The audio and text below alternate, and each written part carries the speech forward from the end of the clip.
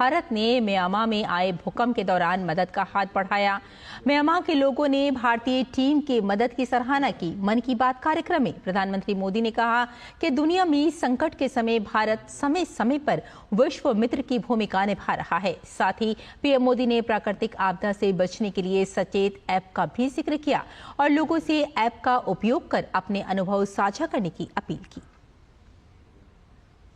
दुनिया के अलग अलग हिस्सों में आने वाली प्राकृतिक आपदा के दौरान भारत ने हमेशा मदद का हाथ बढ़ाया है। पड़ोसी देश म्यांमार में भूकंप के दौरान सबसे पहले भारत ने ऑपरेशन ब्रह्मा के तहत मदद पहुंचाने का काम किया। भारत ने म्यांमार में भूकंप से प्रभावित क्षेत्रों में खोज और बचाव दल भी भेजे। भारतीय वायुसेना और नौसेना टेंट, कंबल, स्लीपिंग बैग, खाद्य पैकेट, स्वच्छता किट, जनरेटर और आवश्यक दवाएं लेकर 24 घंटे के भीतर पहुंची। प्रधानमंत्री नरेंद्र मोदी ने कहा कि भारत संकट के समय विश्व मित्र के रूप में मानवता की सेवा के लिए प्रतिबद्ध है। भूकंप के बाद म्यांमार में मांडले की एक मॉनेस्ट्री में भी कई लोगों के फंसे होने की आशंका थी। हमारे साथियों ने यहां भी राहत और बचाव अभियान चलाया। इसकी वजह से उन्हें बौद्ध भिक्षुओं का ढेर सारा आशीर्वाद मिला। हमें ऑपरेशन ब्रह्मा में हिस्सा लेने वाले सभी लोगों पर बहुत गर्व है। हमारी परंपरा है, हमारे संस्कार है, वसुधैव कुटुंबकम की भावना। पूरी दुनिया एक परिवार है। संकट के समय विश्व मित्र के रूप में भारत की तत्परता और मानवता के लिए भारत की प्रतिबद्धता हमारी पहचान बन रही है।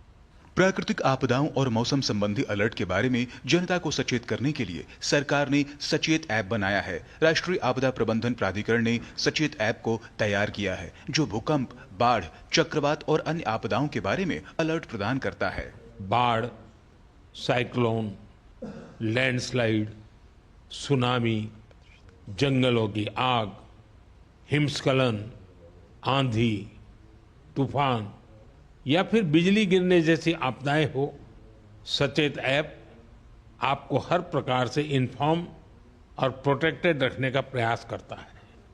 इस ऐप के माध्यम से आप मौसम विभाग से जुड़े अपडेट्स प्राप्त कर सकते हैं। खास बात यह है कि सचेत ऐप क्षेत्रीय भाषाओं में भी कई सारी जानकारियां उपलब्ध कराता है। इस ऐप का आप भी फायदा उठाएं और अपने अनुभव हमसे जरूर साझा करें।